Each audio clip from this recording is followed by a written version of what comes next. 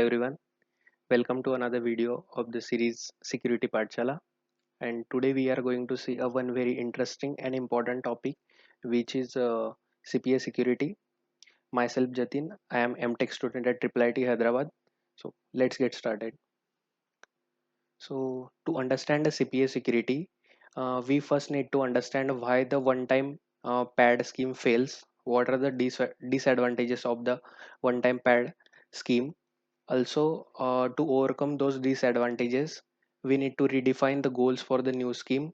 Also, we will see what is meant by the single message secrecy and the multiple message secrecy. Then we will look one abstract example for the CPA security, and in further videos we will see the more mathematical and the in-depth definition for the CPA security. Then we will see, is the CPA security is really possible to implement. Then at the end we will see the CPA security scheme using the pseudo-random functions, and also we will see the modes of operation of the CPA security. So to get started, let's first see what are the limitations for the one-time pad and the pseudo one-time pad scheme. So basically one-time pad scheme is a perfect secrecy scheme in which the key of size equal to the message size is used for generating the ciphertext. The ciphertext is obtained by the bitwise XORing of the message and the key. The major disadvantage of this scheme is that the size of the key should be as large as the size of the message. So to overcome this issue, the pseudo one-time pad scheme is introduced, which is a computational secrecy scheme. In this, a pseudo-random generator is used, which generate a large key from the small key, and also which is randomized. But the major disadvantages in both the scheme is that once the key is used for encryption of the one message, then that key can't be used for the encryption of the other message.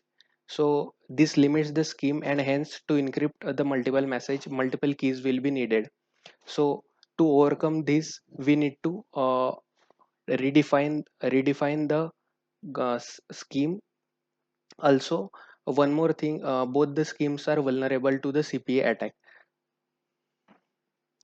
So to overcome the issues in the one time and the pseudo one time pad scheme, we need to redefine the security goal. To The new scheme should satisfy the following goals, that is the single message secrecy, multiple message secrecy, and also the security against the CPA attack. So let's understand what the single message secrecy is. Uh, in single message secrecy, an attacker should not be able to figure out anything about the plain text by just observing the ciphertext for the single message sent over the channel. That means if the attacker is observing a ciphertext which is sent by one party and over the channel, the attacker should not be able to get some useful information about the plain text by observing the ciphertext. In the multiple message secrecy, uh, if the multiple messages are encrypted using the same key and sent over the channel, then if an attacker observes all the ciphertext collectively, then also attacker should not be able to get any useful information about the plain text by observing all the ciphertext collectively.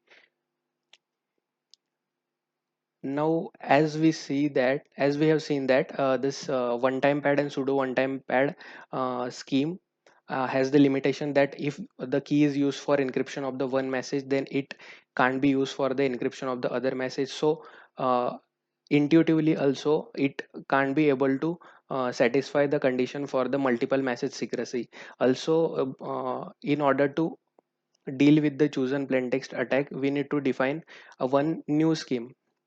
So let's understand what the CPA security is actually means.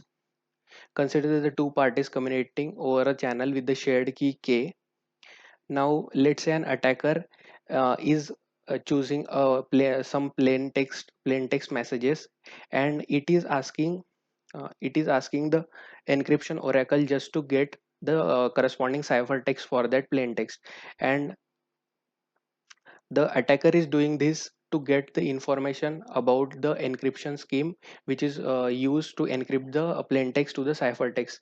Now The attacker repeats this process multiple number of times,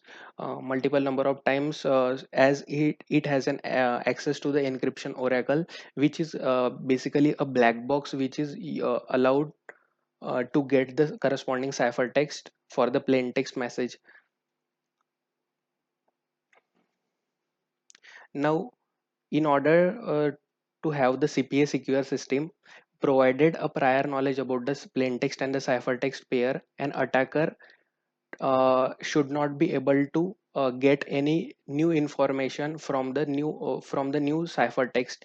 That means if the attacker gets multiple pairs of the plain text and the ciphertext, then also an attacker should not get any in useful information about the encryption scheme that is used uh, to decode the new ciphertext. So to understand this scheme and the motivation for the CPA security, let's understand a very interesting example from the World War II. Now, in the World War II, consider there were two countries, the United States of America and the Japan. On the left hand side, we see the Midway Island and also the ships which are deployed by the Japanese and the US armies. And on the right hand side, we see the flags for the both the countries, which are basically the base stations or the base camps for the both the countries. Now, once the United States of America troops sees or intercepts one message which is sent by the US, which is sent by the Japanese troops to the Japanese base camp, that they will attack the AF. Here, the AF is actually a encrypted message, which is actually the location where the attack is going to be happened by Japanese on the United States. So in order to get the information about the uh, location of the attack, what the US troop does, they guess that the AF stands for Midway Island, but they are not quite sure that the AF stands for Midway Island. So they sent one message to the US base camp that help, fresh water needed.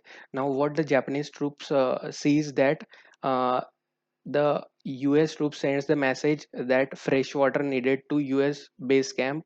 So means the location which we are going to attack is uh, short of water. So accordingly, they sent the message to the Japanese base camp that AF is short of water.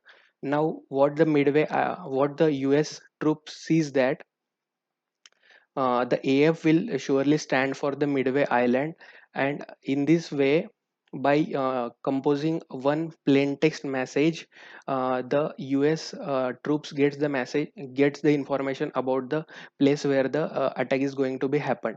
So, in this way, we can understand the importance of the CPA secure scheme.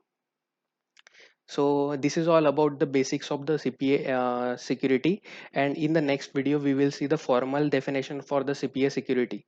Thank you.